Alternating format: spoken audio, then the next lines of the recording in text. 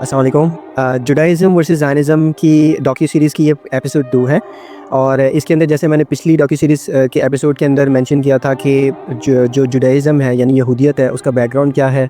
کن اولو العزم پیغمبروں کا ذکر ہے اور کن کی یہ لینیج میں سے ہے، جیسے حضرت ابراہیم علیہ السلام، اور کس طرح سے پھر ان لوگوں نے ان کے 12 قبیلے تھے، اور حضرت یعقوب علیہ السلام جن کو بیسیکلی اسرائیل جن کا لقب تھا، موسیٰ علیہ السلام بیسیکلی ہیبرو مطلب فیملی کے اندر ہوئے، اور حضرت موسیٰ علیہ السلام جو 12 قبیلے تھے، جو 12 بیٹے تھے حضرت یعقوب علیہ السلام کے، ان میں سے جو لیوی تھے بیٹے، ان میں سے آگے لینیج میں سے حضرت موسیٰ علیہ السلام پیدا ہوئے، اور پھر ایجپشنز نے ان کو غلام بنانا شروع کر دیا، انہی ایجپشنز نے جنہیں نے منسٹریز دی ہوئی تھی۔ جو ایجپٹ کا فرعون کا تھوڑا سا ڈسکس کر لے، فرعون کون ہوتا تھا؟ فرعون بیسیکلی ایجپشن کنگز کو کہا جاتا ہے۔ اگر فرعون کی بات ہوگی، ورڈ فرعون یوز کیا جائے گا، اس کا مقصد یہ نہیں ہے کہ اسپیسیفکلی حضرت موسیٰ علیہ السلام کے دور کا فرعون، ہر دور کے فرعون الگ الگ تھے۔ تو اس دور کا جو فرعون تھا، اس نے ایک خواب دیکھا، اس خواب میں یہ تھا کہ حضرت موسیٰ علیہ السلام کے جو لینیج تھی، یعنی کہ ان کے جو ہیبرو خاندان تھا، اس نے یہ خواب دیکھا فیرو نے کہ اس خاندان میں سے انہی غلاموں میں سے ایک بچہ اٹھے گا اور اس کی سلطنت گرائے گا، اور ان کو دریائے نیل کے اندر بہا دیا اس ٹوکری کے تھرو۔ یہ بیسیکلی اللہ تعالیٰ نے پراپر انسٹرکشن دی، اور اللہ تعالیٰ نے قرآن پاک کے اندر یہ اللہ تعالیٰ نے انہیں کہا کہ تم سکونت اختیار کرو، پریشان نہ ہو، اللہ تعالیٰ حامی و ناصر ہے۔ اور وہی ہوا کہ اللہ تعالیٰ حامی و ناصر تھے، اللہ نے بہت بڑا پلان سوچا ہوا تھا۔ حضرت موسیٰ علیہ السلام کی جو ایک چھوٹی سی باسکٹ تھی، وہ جا کے اسی ایجپشن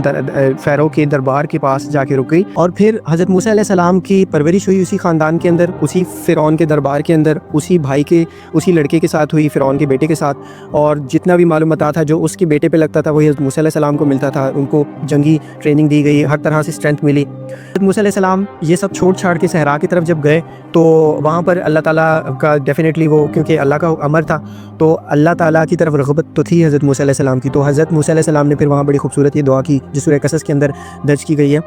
حضرت موسیٰ علیہ السلام نے دعا کی، ربی انی لما انزلت الی من خیر فقیر، یعنی یا رب میں تیری ہر خیر کا فقیر ہوں جو تو میری طرف نازل کرے گا، جو کہ سورہ طٰہٰ کے اندر اللہ تعالیٰ نے بڑے خوبصورت طریقے سے مینشن کیا ہوا ہے، آیت نمبر 9 سے 16 کے اندر اللہ تعالیٰ نے فرمایا کہ میں رب العالمین ہوں، موسیٰ چپلیں اتارو اور آگے بڑھو، اور اللہ تعالیٰ نے پھر انہیں بتایا،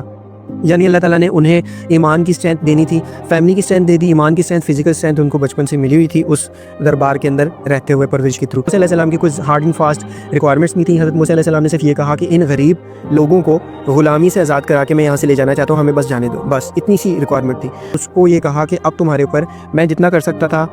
کرتا رہا، اب تمہارے اوپر جو ہے اللہ کے ہاں سے عذاب آئیں گے۔ رات کو جتنے بھی ایجپشن خاندان ہیں ان کے بچوں کو مار دیا جائے گا، اور وہ بیسیکلی بدلہ اللہ تعالیٰ لے رہے تھے جو ہیبروز کے ساتھ ہوا تھا اس دور میں کیا تھا۔ وہ جب ہوا تو فیرو تنگ آ کے وہ سمجھ گیا کہ یہ میرے ہاتھ سے کوئی باہر کی چیز ہے۔ اس کے بعد اس نے حضرت موسیٰ علیہ السلام کو بلایا اور کہا کہ تم ان سب کو لے جاؤ، میں ان سب کو آزاد کرتا ہوں۔